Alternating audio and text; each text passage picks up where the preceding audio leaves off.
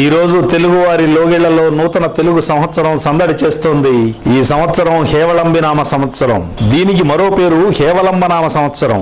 అంటే బంగారు తోరణాలు వేలాడుతున్న అర్థంతో కూడుకున్న ఈ సంవత్సరంలో మన సినిమా హీరోలు ఏ విధంగా ముస్తాబోతున్నారో, వారి సినిమాలు ఎలా ఉంటాయో ఓసారి చూద్దాం. ముందుగా మెగా హీరో చిరంజీవి గారి విషయానికి వస్తే 150 సినిమాలు ముగించుకుని 151వ సినిమాకు రెడీ అవుతున్నాడు.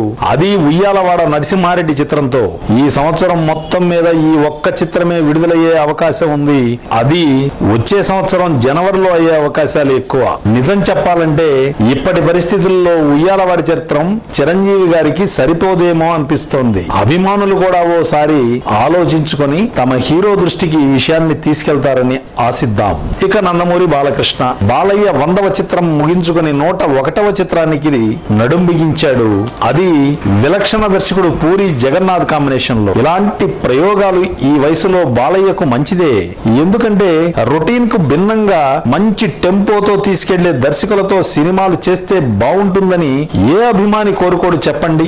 ఈ సినిమా కాక ఈ సంవత్సరం బాలయ్య నటించే మరో చిత్రం కూడా విడుదలవుతుంది. ఆ సినిమా కూడా వచ్చే సంక్రాంతికి రెడీ అయ్యే అవకాశాలే ఎక్కువ. ఆ సినిమా దర్శకుడు కెఎస్ రవికుమార్. అంటే బాలయ్య అభిమానులు 2 విలక్షణ చిత్రాలను ఈ సంవత్సరం చూడొచ్చన్నమాట. విజయం ఎవరి చేతుల్లో ఉంటుంది, కష్టపడడమే మన పని. ఇక ఆ తర్వాత పవర్ స్టార్ పవన్ కళ్యాణ్ త్రివిక్రమల కాంబినేషన్ తో ఓ చిత్రం ప్రారంభోత్సవం జరుపుకుంది. ఈ కాంబినేషన్ కు ఓ క్రేజ్ ఉంది. అలాగే త్రివిక్రమ్ కథను అటు మాస్ కు ఇటు క్లాస్ కు టచ్ చేస్తూ తనదైన శైలిలో నడిపిస్తాడన్న పేరుంది. కాబట్టి ఈ సినిమా సేఫ్ ప్రాజెక్ట్ అనే చెప్పొచ్చు. ఆ తర్వాత వచ్చే చిత్రంపై ఇంకా క్లారిటీ లేదు కాబట్టి చెప్పలేం. ఈ సంవత్సరం 2 చిత్రాలు విడుదలయ్యే అవకాశం ఉంది పవర్ స్టార్ వి. తర్వాత హీరో జూనియర్ ఎన్టీఆర్ 8 నెలల సుదీర్ఘ విరామం తర్వాత ఎన్టీఆర్ ఆర్ట్స్ బ్యానర్ పై జై లవకుశ టైటిల్ తో ఓ త్రిపాత్రాభినయం చేస్తున్నాడు. దీనికి దర్శకుడు బాబీ. ఈ కాంబినేషన్ కొంచెం విచిత్రమైందే. పైగా 3 పాత్రలు. సమయం చాలానే తీసుకుంటుంది. వీరు అనుకున్న సమయానికి విడుదల చేయడం చాలా కష్టం. అయినా కూడా ఓ విషయం జూనియర్ ఆలోచించుకోవాలి. ప్రతి సినిమాకు ఓ కొత్త లుక్ కోసం ట్రై చేసే కన్నా ప్రతి చిత్రానికి కథల విషయంలో డిఫరెంట్ గా ఆలోచించుకుంటే బాగుంటుందేమోనని ఓ చిన్న సలహా. సంవత్సరానికి ఓ 3-4 సినిమాలు చేస్తే అభిమానులు ఆనందిస్తారు. ఒక్క సినిమానే ఈ సంవత్సరం విడుదలయ్యే అవకాశాలు ఎక్కువ. తగిన జాగ్రత్తలు తీసుకోపోతే విలువైన సమయం వృధా అవుతుంది.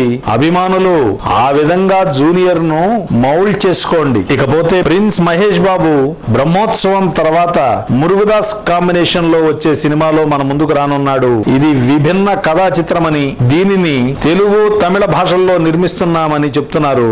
ఈ సినిమా తర్వాత కొరటాల శివ దర్శకత్వంలో ఓ సినిమాలో నటించనున్నాడు. ఈ 2 చిత్రాలు ఈ సంవత్సరం విడుదలయ్యే అవకాశాలు ఉన్నాయి. వీటిలో మురుగదాస్ చిత్రం కొంచెం డిఫరెంట్ స్టైల్లో ట్రావెల్ అవుతుంది. ఇలాంటి చిత్రాల రిజల్ట్స్ ముందుగా ఎవ్వరూ ఊహించలేరు. థియేటర్లో మొదటి ఆట చూస్తేనే ఈ చిత్ర ఫలితం తెలుస్తోంది. ఇక కొరటాల శివ ఈ దర్శకుడికు వరుస విజయాలైతే ఉన్నాయి కానీ కథలలో మొనాటిని కనిపిస్తోంది. అది సరి చేసుకోకపోతే ఆ రొటీన్ లో పడే ప్రమాదం పొంచి ఉంది. ఇక మరో మెగా హీరో రామ్ చరణ్ ధృవ చిత్రం తర్వాత ఖైదీ నెంబర్ 150 నిర్మాణంలో రికార్డులను క్రియేట్ చేసే క్రమంలో బిజీగా గడిపేశాడు రామ్ చరణ్. సుకుమార్ కాంబినేషన్ లో ఈ ప్రస్తుతం ఓ సినిమా చేయబోతున్నాడు. ఈ సంవత్సరానికి ఈ ఒక్క చిత్రమే విడుదలయ్యే అవకాశాలు ఎక్కువ. మెగా హీరో ఉయ్యాలవాడ చిత్ర నిర్మాణ పనుల్లో బిజీగా ఉంటాడు కాబట్టి ఈ ఒక్క చిత్రమే విడుదలయ్యే అవకాశాలు ఎక్కువగా కనిపిస్తున్నాయి. ఇక మరో హీరో అల్లు అర్జున్. సైలెంట్ గా తన పని తాను చేసుకుపోయే హీరోల్లో మన బన్నీ ఒకడు. కానీ ఈ మధ్యనే అనవసరంగా కాంట్రవర్సీ డైలాగ్ ఒకటి స్లిప్ అయి తర్వాత కామ్ గా ఉన్నాడు. రాబోయే చిత్రం డీజే. దువ్వాడ జగన్నాథన్ టైటిల్ అయితే బాగుంది కానీ ఇలాంటి సినిమాలు కూడా పెద్ద తెరపై చూస్తే గానీ చెప్పలేం. ఎందుకంటే ఇలాంటి గెటప్స్ తో వచ్చే సినిమాలకు టేకింగ్ ఇంపార్టెన్స్ ఎక్కువగా ఉంటుంది. సీన్స్ ను రసవత్తరంగా తీయగలగాలి. అలా అలాగే మరో చిత్రం కూడా బన్నీ చేసే అవకాశం ఉంది. అందుకని ఈ సంవత్సరం బన్నీ నుంచి అభిమానులు 2 చిత్రాలు ఎదురు చూడొచ్చు. ఇక నాగార్జున వరుస విజయాలు 3 చేతికెందిన 4వ చిత్రం నమో వెంకటేశాయ బాగా నిరుత్సాహపరిచింది. అయినా తిరిగి ఓ హారర్ సినిమాలో ప్రధాన పాత్ర పోషిస్తున్నాడు. అటు పెద్ద కొడుకుకు పెళ్లి చేసే బిజీలో, ఇటు చిన్న కొడుకు పెళ్లి ఎందుకు ఆగిందని సందేహాల్ని నివృత్తి చేసే పనిలో కొంచెం ఇరకాటంలోనే ఉన్నట్లున్నాడు. ఇలాంటి ఒత్తిడులు సినిమాలపై పడితే ప్రమాదమే. మరి కాలం చాలా గొప్పది, అన్నింటికీ పరిష్కారాలు అవే వస్తాయి. లక్షలాది మంది అక్కినేని అభిమానులు మీ కుటుంబం వెనక ఉన్నారు కాబట్టి మంచి సినిమాలు చేసుకుంటూ పోతే అదే దారి దొరుకుతుంది. ఇలా పెద్ద హీరోల సినిమాలు 2017లో మన ముందు సందడి చేయబోతున్నాయి.